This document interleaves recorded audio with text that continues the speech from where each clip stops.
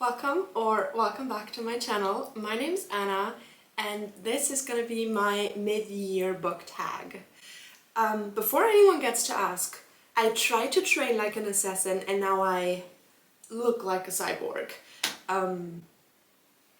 Yeah, I just fell with my mountain bike and I shattered my wrist doing so. I mean, you could technically say I really, for a few seconds, I learned to fly. And now I can maybe imagine what it's like on the back of a dragon. But really, I just flew into the ground and needed surgery. But I'm on my way to feeling better. And this did make the last like 4-ish weeks kind of hard to read. Because you have to I really couldn't use this hand at all. And I had to balance the book open. And the thicker a book becomes, you can imagine the more difficult this becomes. But I actually in general had a not perfect reading year so far. It's only June, so there's lots of time left, but I feel a bit behind this year kind of. It's really been a very slow reading year for myself. I mean, this definitely does have to do that I truly try to train like an assassin. Like I was in the gym 4 times a week, but that time is over for a little bit now. So let's get into this book tag. I do have the questions on my phone. Oh wait, I want to show you my hair today because I went to a medieval fair, like a Renaissance fair, I guess, yesterday with my partner, and there was like a lady who did hairstyles and braids for free against like small donations, and I told her to just do whatever. I would just like the hair out of my face because it was very windy. I also took a sunburn home, always amazing. And yeah, she came up with this. I love it and I don't want to take it out yet, and she even put these little accessories into the braids, and I think it's just so cute and I really don't want to take it out. It's looking a little messy because I've slept with it now, but I love it. I love it! Also, if you're here to stay and watch the video, please grab a drink, stay hydrated, it's getting warmer again. And it's very important that we all do not dry out like tomatoes. Okay, so I've got the questions on my phone and I'm just gonna go through them. As always, I would love for you to answer all the questions in the comments as well. Question number 1 is, what is the best book you have read so far in 2026? I haven't read too many. It's been 9-10-ish books. But if I had to put a finger on one and what's most present in my mind, that would definitely be Clorin. I'll put the covers here, I guess. So Clorin was really amazing. And I've talked a lot about it in a different video. But to sum it up, it's about a young girl on a competitive swimming team. And she gets let's say her mental health kind of declines. The book smears a bit the lines between reality and fiction, reality and, well, madness, you could say. And it's about this young girl's transformation from a swimmer in a pool to an actual mermaid. It's a little bit gruesome, but I have never, or, well, maybe not never, but I was so captured by it. I was sucked into this story and I couldn't put the book down, and I think I read it in a day or two and it was really amazing. Question number 2 is, what's the best sequel that you've read so far in 2026? There was only one, and it was the sequel to The Luminaries, which is called The Whispering Night. The Whispering Night is about a secret society living in a forest kind of situation, and they are fighting monsters that the forest produces every night to protect the rest of the world, and it's like a secret society kind of thing. And then there's some intrigues and to no one's surprise, there's a chosen young woman who kind of is in the center of all of it. The Whispering Night was fine. I think I gave it 3.5 stars-ish. Question number 3 would be a new release you haven't read yet but really want to. So 2 come to my mind right now. One of them is Yesteryear. If you're active on BookTok or BookTube, you've definitely heard of this. Yesteryear is about an influencer tradwife who accidentally gets sucked into the 1900s and suddenly has to live the life, the actual life she was pretending to live on social media, but without the nannies, without the farm workers, without a husband to go along with the lies, but one who actually expects from her to be the perfect dread wife. And suddenly she has to take care of all her 5 children, has to do farm work, has to cook, has to do the cleaning, has to like abide to every word her husband says. And yes, I really think that's an amazing concept and I would really like to read that. And the second new release that's also on my radar that I haven't had a chance to get yet is Half His Age by Jeanette McCurdy. And I'm not too sure what exactly this is about, but I have read Jeanette McCurdy's I'm Glad My Mom Died and I love that so much. Like, it's heartbreaking and devastating, also very witty and very funny. I really enjoyed her writing style, so I am kind of keen to also get my hands on Half His Age. Question number 4 is, what is the most anticipated release for the second half of the year? And that's an easy one for me. I am still currently reading Want by Gillian Anderson, which that is a collection of anonymously submitted sexual fantasies by women like from all over the world. And she has, I think, announced in May that a sequel is coming out in September, which is gonna be called More. What was your biggest disappointment so far? Easy one. I just DNF'd this a few days ago. I picked up a free read from the Kindle app because and let me just say, sometimes there's a reason that a book is for free. Well, so it was called Grandpa Breeze with the Waves, and it was a story about a Norwegian fisherman on a ship during the Second World War in like the Japanese sea area, and about how their ship gets attacked by a Japanese ship and they get taken and captured and get put into like basically a concentration camp or like a workers camp, but in Japan. Or no, actually no, I'm sorry, it's not in Japan, it's like on a little island. I actually even forget already. But yeah, let's just say the story and the characters were extremely flat. The author was kind of really just telling everything, not showing anything, and I just couldn't get into like an emotional state where I cared about any of the characters.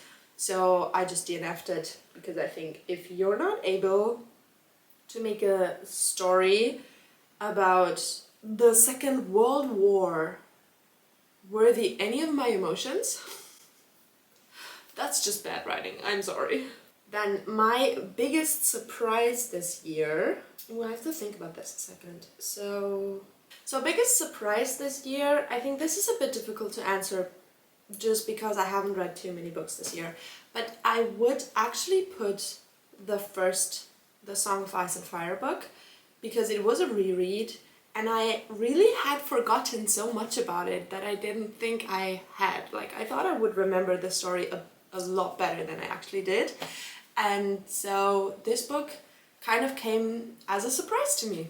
Question number 7 is, what is your favorite new author, debut or new to you? And I have to circle back to Cloran, and Cloran is written by Jade Song, and I was just so immediately captured by her writing style, by the story. I was really sucked into it. Like I already said, I enjoyed this so much, even though it was a rather gruesome tale, that I'm really excited for her to publish new things.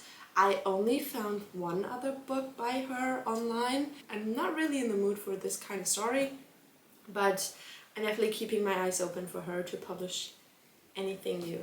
Okay, next category or next question is, do you have a newest fictional crush? And I have to say no. Oh my god, no. I have to say no. Because if we're talking about books, I haven't read any where the characters are old enough for me to be crushing on. Or not too old. Like, well, maybe there's not too old, but like, no. No, I don't have a new fictional crush, but I'm sure one will come in the second half of the year, and then I will have more to tell in the end of the year book tag.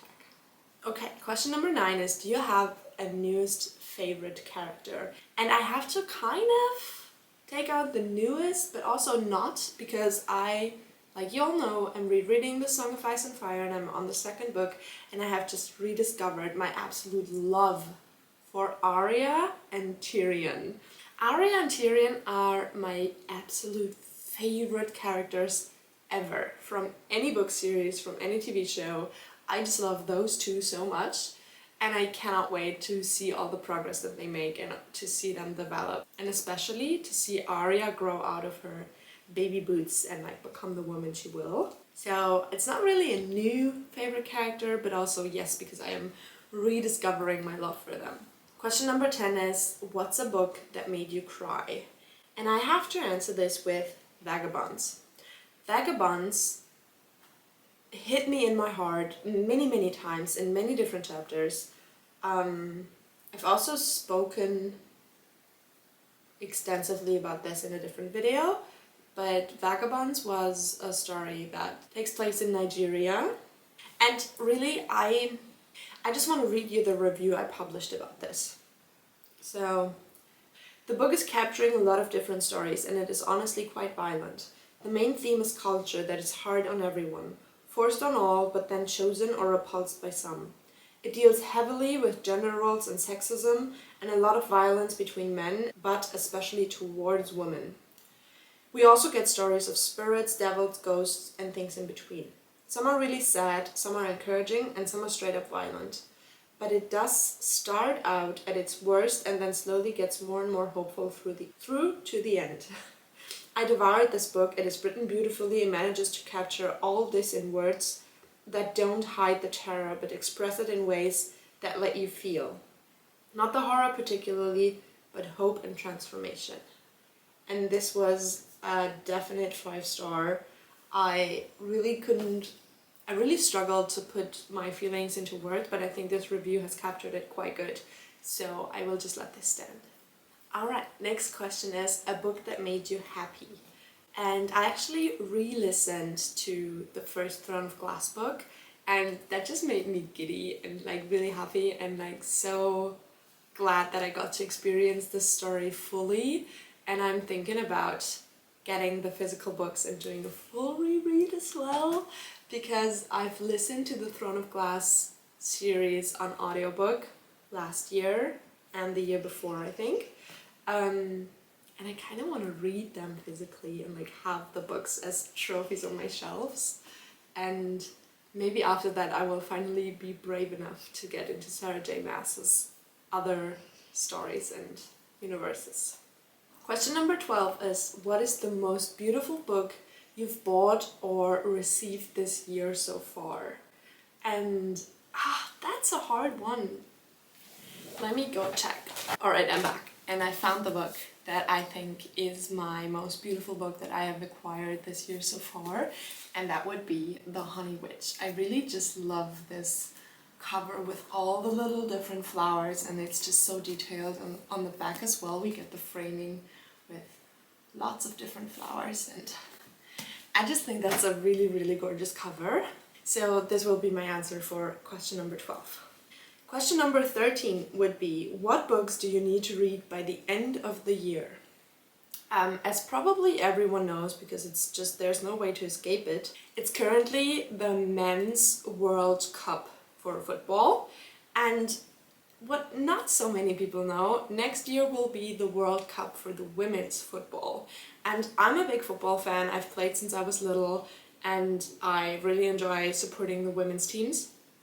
And so what I want to be reading this year, I have 2 stories here, which are both about women revolutionizing football in Germany. And yes, I kind of want to get to them before the big tournament next year. Alright, to wrap this up, I hope I didn't blabber for too long. The last thing is, who is your favorite book community member? And I will just always have to give a shout out to Emmy, or Emmy Reads here on YouTube, who was someone who really got me into the whole booktube thing, and I still, I'm always giggling when I see that I'm always giddy when I see that she uploaded a new video, and I'm like super excited to just get home, cozy up, get a cup of tea, and like watch her vlogs. So Emmy, if there's any chance that you see this, I love you. Thank you for your content for years, and thank you for being an inspiration for me to start this whole thing myself. Like I said in the beginning, I would love for you to answer just a few or even all of the questions yourselves in the comments, and yes, let's get chatting. And I hope you have an amazing reading week yourselves.